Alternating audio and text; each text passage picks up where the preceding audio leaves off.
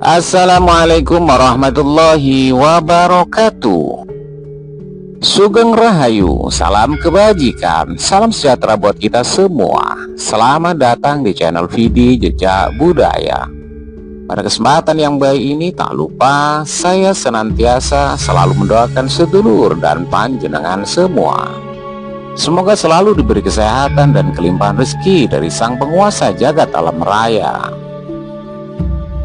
Dalam video kali ini kita akan menelusuri tentang kekayaan sejarah dan legenda di Nusantara. Dan di episode kali ini kita akan membahas tentang asal-usul sosok Badara Wuhi yang dipercaya sebagai prajurit pembangkang dari pantai selatan.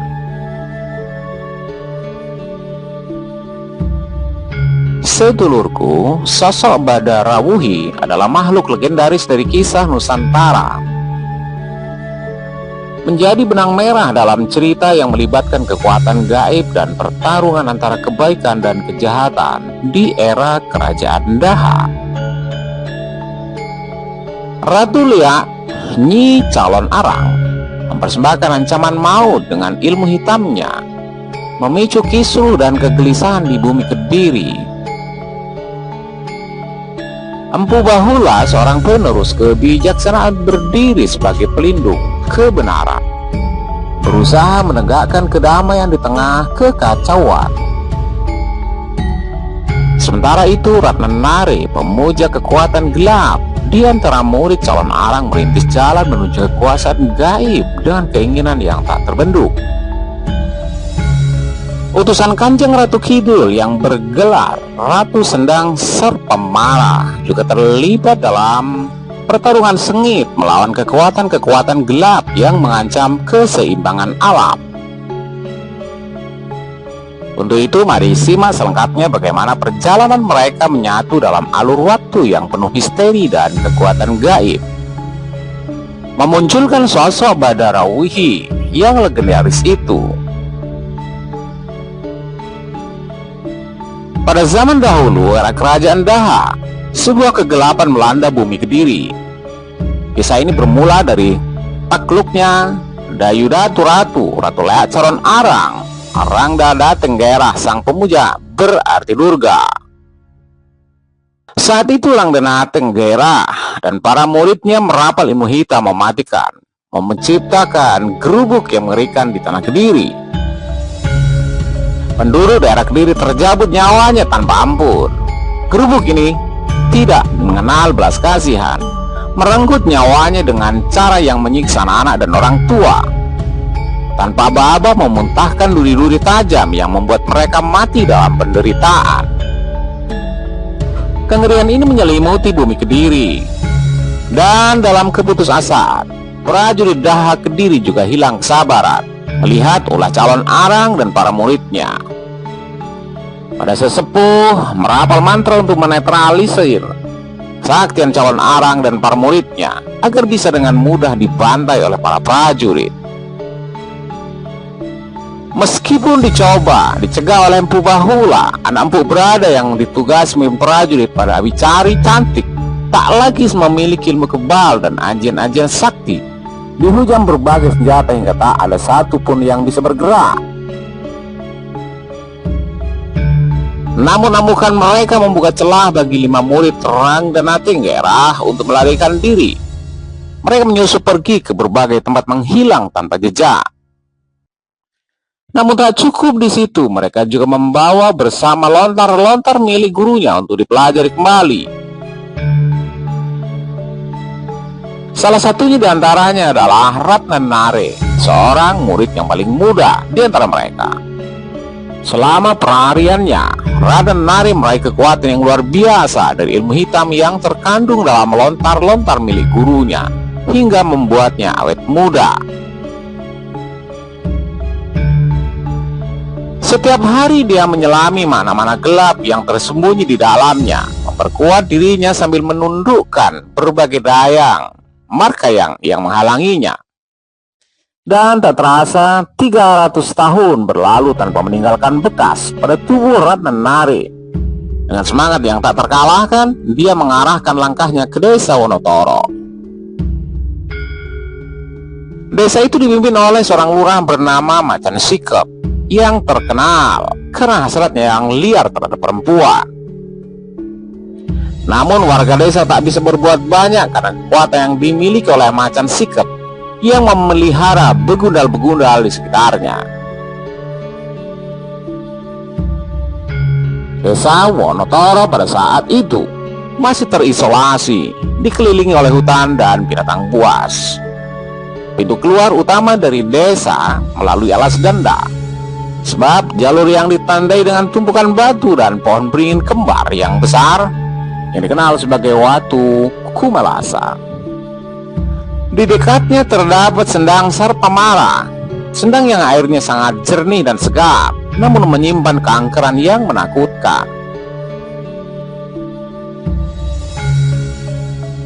Konon pada suatu sore menjelang maghrib, di pemakaman dekat tepi alas danda, ada seorang perempuan berdiri tegak dengan mahkota di kepalanya. Namun aura yang menyelubunginya memancarkan keangkeran. Dialah yang sekarang dikenal dengan nama Ratu Sendang Sarpamala. Perlu diketahui bahwa Sarpamala adalah gabungan kata sarpa yang berarti ular dan mara yang berarti iblis, menyiratkan kekuatan yang menakutkan. Sementara kita kembali ke Ranenare yang telah tiba di desa Wonotoro melalui lereng bukit yang terjal di sisi utara, menyebarkan keheranannya kepada warga yang berpapasan dengannya. Namun kegembiraan yang terpancar dari wajahnya jelas menunjukkan betapa bahagianya dia melihat kembali manusia. Setelah begitu lama mengasingkan diri di hutan, mungkin setelah sekian lama dia bahkan hampir lupa cara bertegur sapa. Kabar kedatangannya dengan cepat menyebar di seluruh wilayah Wonotoro, dan tak lama kemudian sampailah kabar itu ke telinga Macan Sikep. Begitu mendengar kabar tentang seorang perempuan cantik yang tiba-tiba muncul di wilayahnya, Macan Sikep langsung terangsang oleh keinginannya bersama dengan para begundalnya. Macan Sikep bergegas menuju tempat Ranenare yang disebutkan beristirahat di sebuah warung di pinggiran desa. Dengan segala upaya rayuannya, Macan Sikep mencoba meyakinkan Ranenare untuk menginap di rumahnya. Dia menyatakan bahwa sebagai lurah adalah kewajibannya untuk menjamu tamu dengan baik. Tanpa tujuan yang pasti, Ranenare akhirnya menerima tawaran tersebut. Ranenare menikmati kenyamanan yang luar biasa di rumah Macan Sikep.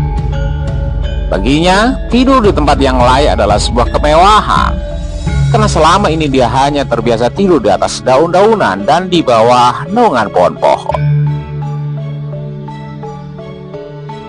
Tidur yang lelap menghampiri Ranenare. Tanpa ia sadari, dia diintip oleh Macan Sikep dan dua begundalnya melalui lubang kecil di dinding kamar. Namun Ranenare telah bijaksana. Dia telah mengamalkan mantra-mantra perlindungan di sekitar kamar, sehingga siapapun yang berniat jahat akan menerima akibatnya. Jika Macan Sikep yakin bahwa Ranenare telah tertidur, dia mencoba memasuki kamar dengan merayap. Namun begitu langkahnya melintasi ambang pintu, sebuah kekuatan tak terlihat melemparnya kembali. Dengan kekuatan yang dahsyat, cairan merah segar membanjiri mulut, hidung, dan telinganya, hingga menyebabkan kematian yang mendadak. Ketika dua begundal yang berada di belakang Macan Sikep terperanjat, salah satu dari mereka berlari keluar rumah untuk membunyikan kentongan sebagai tanda bahaya. Sementara yang lain terduduk lemas tak mampu menguasai kepanikannya. Ranenare terbangun oleh suara kentongan, terkejut kejadian itu. Namun saat melangkah menuju pintu dan melihat Macan Sikep tewas di ambang pintu, dia tersenyum pulas kegembiraan. Anehnya terpancar di wajahnya saat dia melihat kematian Macan Sikep yang mengerikan. Namun apa yang terjadi kemudian lebih mengejutkan. Ranenare yang berlutut di samping jenazah Macan Sikep, lalu dengan penuh nafsu dia menjilati cairan darah merah yang terus mengalir. Para warga yang mulai berkumpul tidak berani mendekat, terpana oleh pemandangan mengerikan yang terjadi di hadapan mereka. Kehadiran dan keangkeran Ratna Nari di desa telah menimbulkan rasa ketakutan yang meluas di antar penduduk. Letak desa yang terpencil menyulitkan mereka untuk mencari bantuan dari luar. Dan meskipun jumlah mereka lebih banyak, tak seorang pun berani menantang Ratna Nari.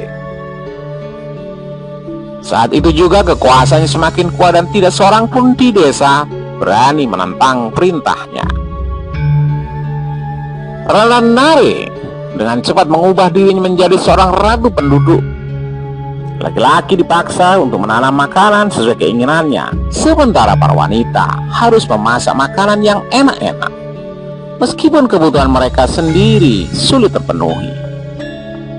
Tidak peduli dengan kondisi penduduk, Ratna Nari terus melanjutkan tiraninya. Ketika ia ingin berjalan-jalan, penduduk diminta untuk menandunya. Namun ketika ia melihat janur dan kain merah di sanggar Pamujan, penanda larangan masuk ke alas danda, Ratna Nari meremehkannya.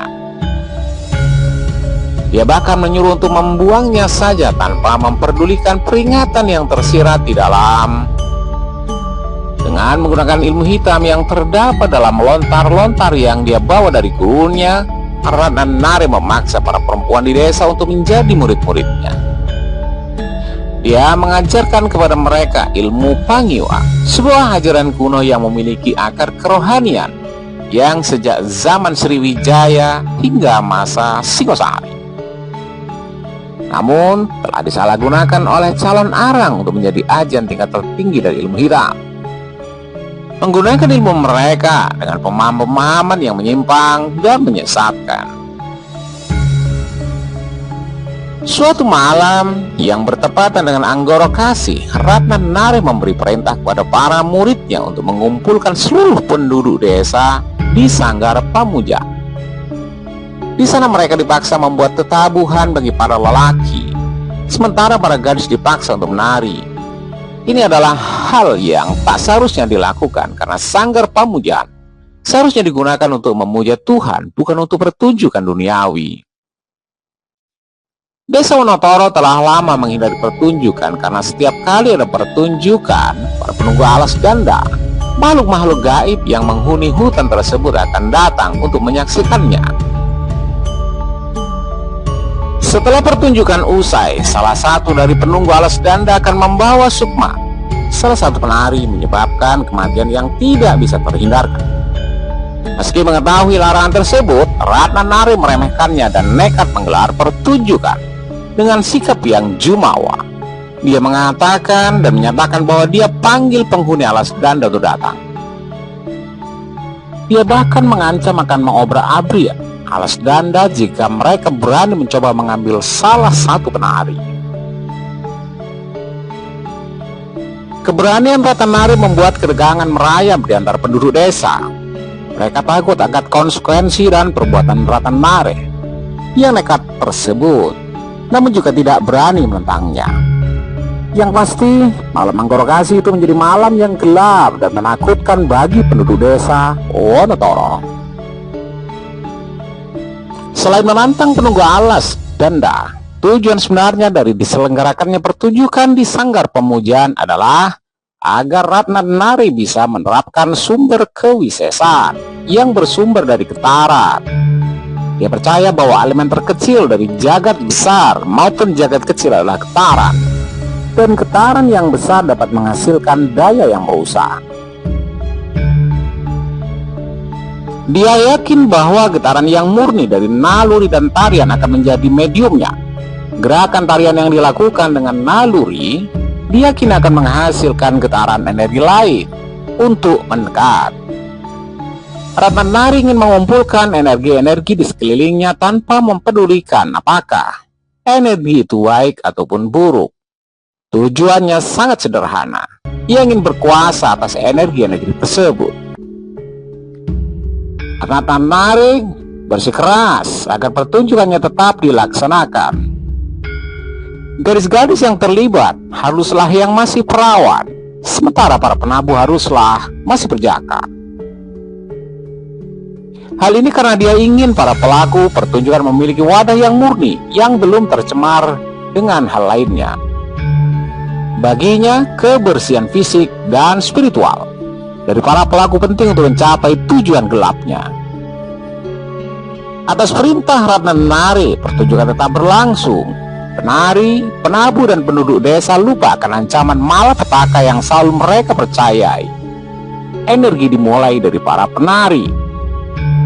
Energi mulai merayap perlahan-lahan ke dalam lebatnya alas danda. Dan apa yang telah mereka takuti dari turun-temurun benar-benar terjadi.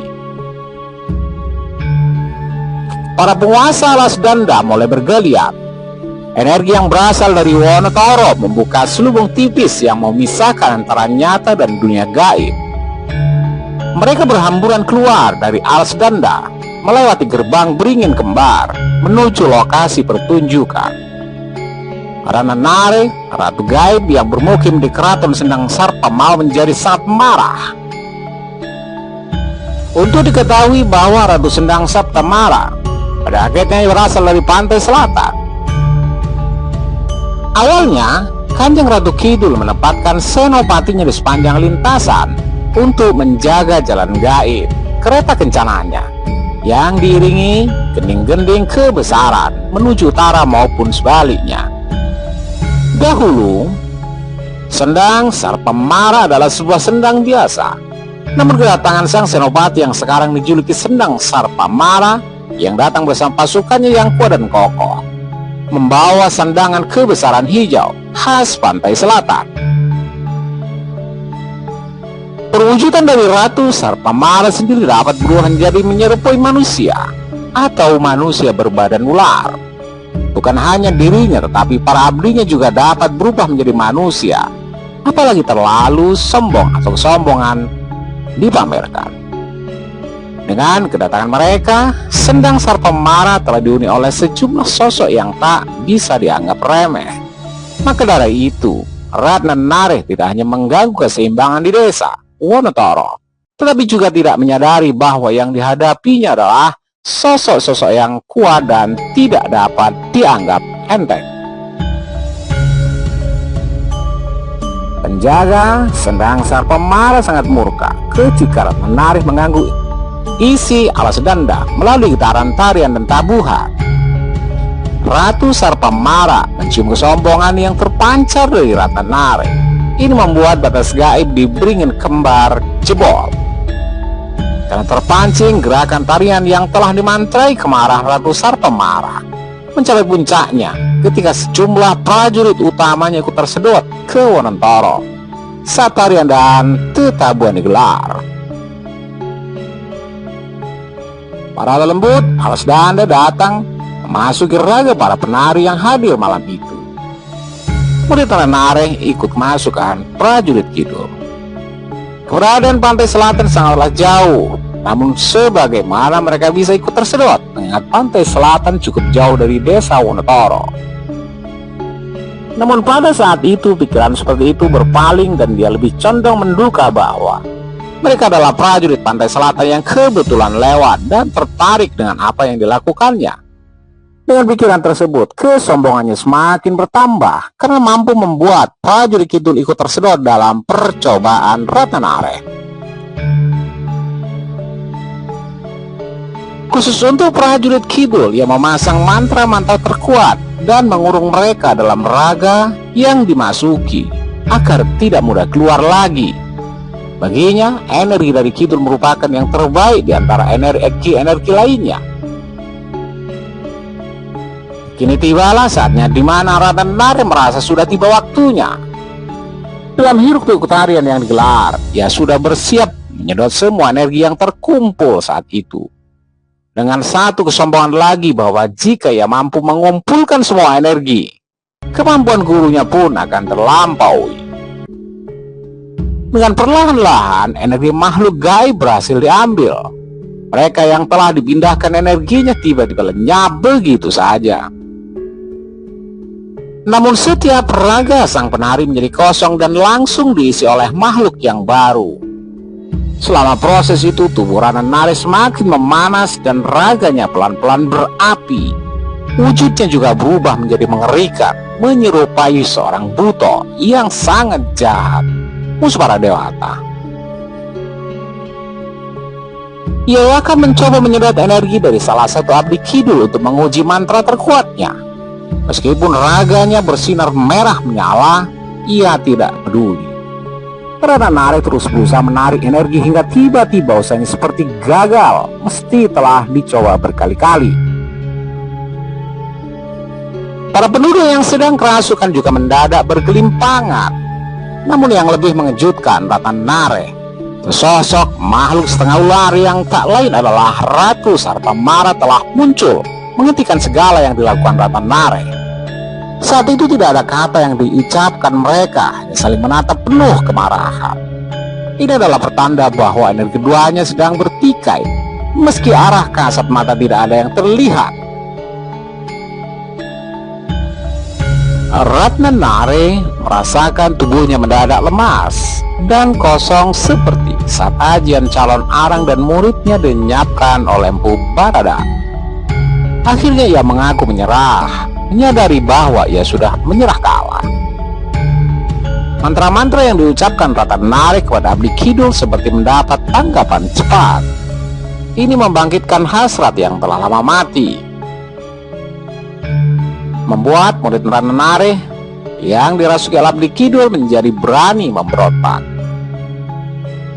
Saat Ratu Sarpamara menyuruhnya keluar dari raga yang dihinggapinya, meskipun berkali-kali sang ratu menyuruhnya keluar, namun mereka tetap bertahan.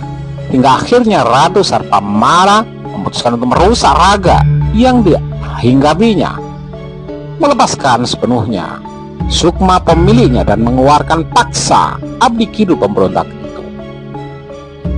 Sang ratu pun juga mencabut kekuatannya sebagai abdi kidul, lalu mengusirnya. Ketidakpatuhannya membuat mereka tidak layak lagi masuk ke dalam kelas abdi kidul. Sejak saat itu mereka berkelana dari satu tempat ke tempat lain di lereng-lereng gunung. Hasrat yang tak sengaja dihidupkan kembali oleh Ratna Nare tetap bersinar dan menyala, membuatnya terkenal sebagai panda ledek atau penari di alam halus. Setiap kali ia menari, para lembut di sekitar lereng gunung yang berkumpul terbuai oleh gemulainya yang aneh. Gerakannya bagai mengirimkan pemikat ke segala arah sesuai dengan keinginan Ratna Nare sebelumnya. Makhluk bekas abdi kidul itu tetap diakui sebagai yang melambangkan pesona dan karisma, namun dengan kesombongan selalu ingin menjadi pusat perhatian sejak masa Wontoro. Hingga saat ini penduduk menyebut makhluk itu sebagai Subadarau, namun ada juga yang menyebutnya Subadang Rawuhi, Badarauhi, dan bermacam-macam tergantung pada bagaimana penduduk yang sebenarnya didatangi dan dikuasai oleh makhluk itu menyebutnya. Meski kekuatan gaibnya sebagai abdi kidul telah dicabut, ia masih tetap lelembut yang berciri pantai selatan, yakni bersandangan hijau dan memiliki dua perwujudan. Kadang muncul dalam wujud sebagai manusia biasa yang sedang menari, kadang berwujud setengah ular saat egonya muncul atau sedang marah. Sesungguhnya ia bukan jenis lelembut yang istimewa. Ada kalanya ia dikalahkan oleh lembut lain yang lebih kuat. Di sisi lain, ia juga merupakan jenis lelembut yang suka mengganggu manusia dan tidak bisa dimaafkan jika ada perbuatan yang tidak disukainya.